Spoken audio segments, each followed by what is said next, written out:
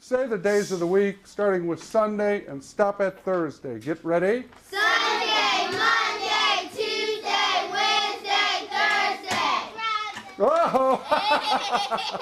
Almost everybody did it right. That was great. Okay. This is a story about an educational genius who changed the lives of thousands of at-risk kids from Baltimore to Texas, from Nebraska to the Australian outback. How many months are in a year? His system, direct instruction, was based on a philosophy that if a child failed to learn, it was never her fault. Rather, the instruction was to blame. June, July, August, September, October, November, December. That was really good. I heard almost everybody. That was really good. Is that good? Was that fun? Okay. It was, but it was funny when you was there. Today in his 80s, Zig Engelmann is still hard at work in Eugene, Oregon, where he lives. Every day, he continues his mission to help kids learn. And we'll check for the number of exercises and then their order in the lesson. And we may have to cut some stuff depending on... Ironically, Zig Engelmann never set out to be an educator. After graduating in philosophy, he went to work in advertising. I was working as a marketing director for a medium-sized advertising agency, and they wanted to know how many repetitions it took for kids to learn something. So I had the job of looking up in the research libraries information about how much repetition it took. I couldn't find anything, not a word. And so what we decided to do was get a little group of kids together and run some slogans and things by them. And the thing very quickly evolved into a school. So I ended up with a little tiny preschool there, about 4 or 5 kids who came and went, as it were. And then I ended up doing stuff with my own kids, my oldest kid, Eric, and then my twin boys, Owen and Kurt, who are fraternal and don't look much like each other. And it was great. This is Owen, and this is Kurt. They're twins, and they're 4 years old. Last year at this Twins and brothers. time, and brothers. Last year at this time, they could count, and that's about all. During the year, they studied the mathematics according to a program I developed. This film attempts to document the results of that program. 355 plus 297. Right. 5 plus 7, 12. Put the 2 down there, the 10 up there. Yeah. 10 plus 50, 60, 60 plus. I learned a ton, and what I learned most was if they made a mistake, it was probably my fault. From there, it was just a question of I had to get into education. I didn't want to be in advertising. That didn't seem to be my shining star in any way. I'm going to give him a different problem. He's never seen this one. It's the same kind of problem. Okay, Owen? That's a lousy looking rectangle. Yeah. Say that it's J here, 4 there. And say that it's 20 square feet in the middle. Okay, this is J. Count by 4 is how many times to get to 20. Yeah, and how do I write that? 4 times sign J equal 20. Good. So, in 1964, Zig set out to get a job in education. His plan was simple, if naive, to show the film of him teaching his sons mathematics to different educational publishers and institutions, and hoped that they would hire him. The first 26 all turned him down flat. That left the Institute for Research on Exceptional Children at the University of Illinois. Word got around the Institute for Research on Exceptional Children, where I was working at the time, that there was this advertising executive who was going to show us a movie about how he taught his 5-year-old kids algebra. So I went down just out of curiosity. I wasn't expecting a whole lot. And then on comes the movie, and he was amazingly clear and forthright, and he was kind of quizzing them but teaching them at the same time. And then he could explain why he did it, how he did it, and so on. 6 times 6 equals 6, 12, 18, 24, 30, 36. So there's 36 square inches. That's fine. Thank you. And I thought, this is somebody we need on our project. The project was called Accelerating Intellectual Development in Young Children. And if this wasn't accelerating intellectual development in young children, I don't know what was. Zig was hired, and within a few months, Zig and Carl had decided to start their own preschool for poor, at-risk children. In the beginning, Zig did a lot of the teaching. 6 is right. 6 is right. You had it, yeah. Very good. 12 over 2 equals how many whole? 6. Let's try one more, okay? Are you ready for one more? Can I make this one a little bit tougher? I'll make this one really tough. Oh, boy, that's...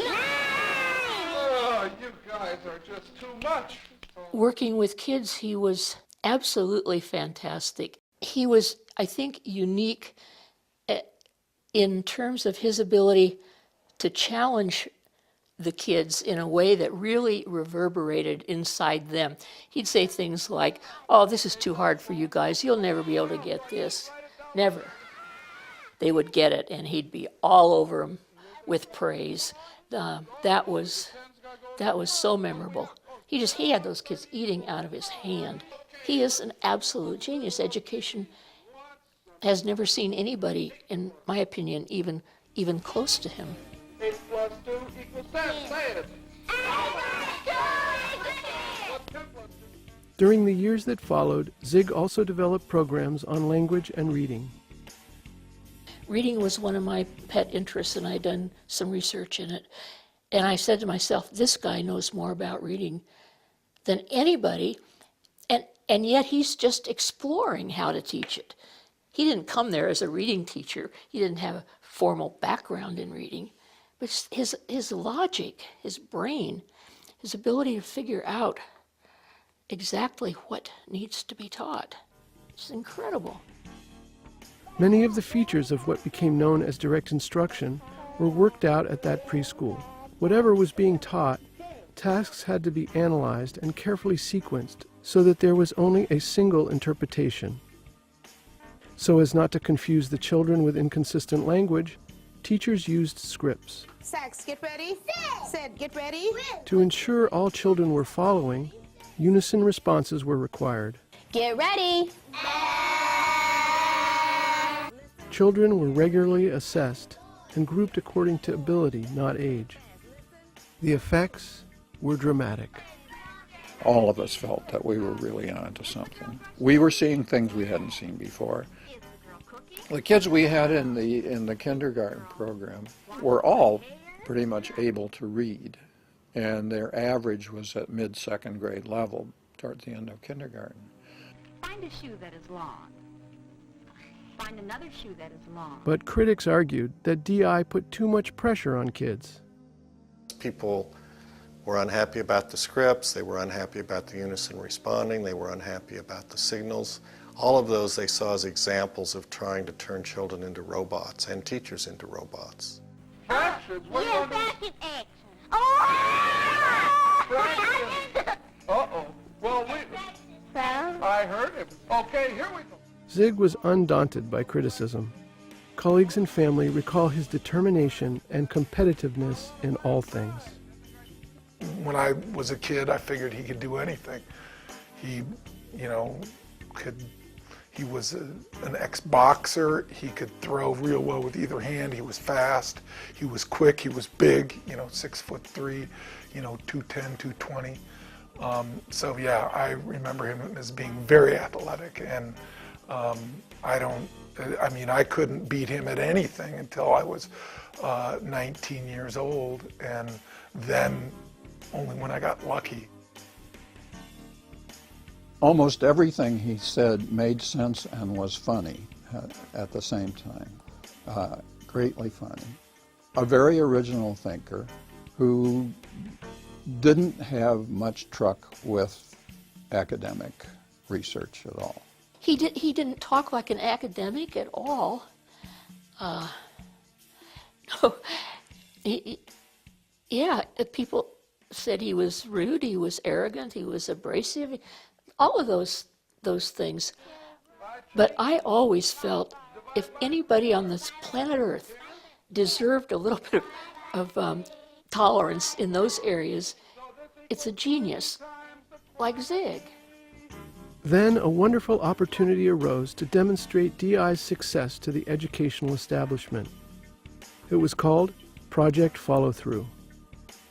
I was in New York and I gave a talk, and after the talk, this guy comes up and introduces himself as Dick Schneider, and started talking about follow-through and that they were planning a follow-through program. So Schneider said that they were meeting, all the follow-through sponsors were meeting the next week in Washington. And could I be there, and were we interested in becoming a follow-through sponsor? In Project FollowThrough, a great variety of different educational approaches were to be compared in a big national trial. It represented a broad array of philosophies, and again, it was in the mid-60s, so you had a lot of open education. The British Infant School, in fact, was the most extreme. You had language experience where children would be immersed in literature and learn to read that way, supposedly. You had Piagetian programs, Dave Weikart's high scope program. So just about anything you could think of that had much visibility was represented by one of the models in FollowThrough. Carl Bereiter by now had moved to Canada, and his place on the team was taken by psychologist Wes Becker. The project lasted from 1968 to 1977. We had the full range, like we had several Native American sites in South Dakota. We had a lot of black sites. We had a couple of Spanish-speaking sites. We also had Cherokee, North Carolina. So we had a really big sample, and we had probably a total of over 40 schools. Then, in 1977, the project was evaluated. The data was that we beat everybody in everything. We beat them in the affective, we beat them in the cognitive, we beat them in the basic, and there was no comparison. We were off the wall, the only one that was superior in all categories, everything measured. Okay, Maggie, does that sentence tell about those toys or ask a question about those toys? Ask a question. It asks a question about those toys, doesn't it? Very nice. But FollowThrough's organizers didn't crown DI as winner. It was totally devastating, because then they said that they weren't even going to disseminate true data on follow-through. And like Wes communicated with senators and tried to do the political thing. And in that, the book that I wrote last, the PAIN book, Teaching Needy Kids in Our Backward System, I have some letters there from, like one from the Commissioner of Education that mentions in several places. Only one model was successful with all kids. Therefore, we cannot disseminate information on follow-through models. Why? Because it didn't meet their standard that there would be all these different combinations that they could futz over, that there was only one winner. But he said in a couple of places there was only one winner, and that was the Becker-Engelmann model. I thought Project Follow-Through would cause direct instruction to be accepted nationwide overnight. I was so naive. I had no idea that it would be ignored, subjected to the kind of attacks, the data attacks by Glass and other people. I didn't anticipate any of that. It's taken me the better part of my 50-some years in education to get it, that most of my colleagues, the majority of people in education, I don't think give a hoot about data or research. That just isn't what guides their decision making. It was really a crisis period. It was, an emotional crisis as well as one of what steps were going to be taken next. But it was the first of many hard lessons that Zig and others have learned about the bureaucratic nature of the system and the way in which it defends itself.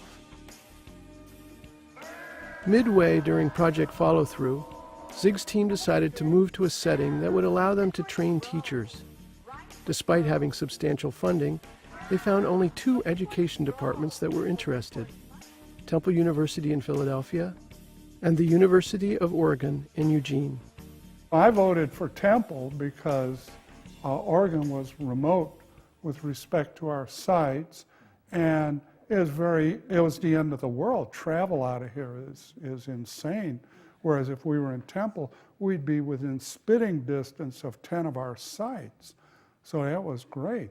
And the negotiations were going great with Temple, and then we got a letter from this university-level dean that we were negotiating with, and we hadn't heard from him for a while, and then here comes this letter.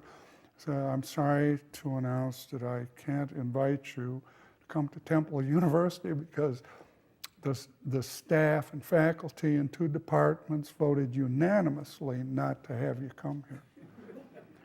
Unanimously. I could see a plurality or a majority, but unanimously. That'll stick in a guy's craw right. So the team ended up in Oregon and continued to develop DI. Together with his colleagues, Zig went on to author over 100 programs in everything from writing to earth science, from chemistry to logic, from social studies to algebra. As a result, hundreds of thousands of students around the world have achieved educational success. Over his long career, Zig has not only advanced at-risk kids, he's accelerated middle-class kids, and in addition, done pioneering work with traumatic brain-damaged adults and with deaf and autistic children. Right hand. Good job. Hands down, hands down.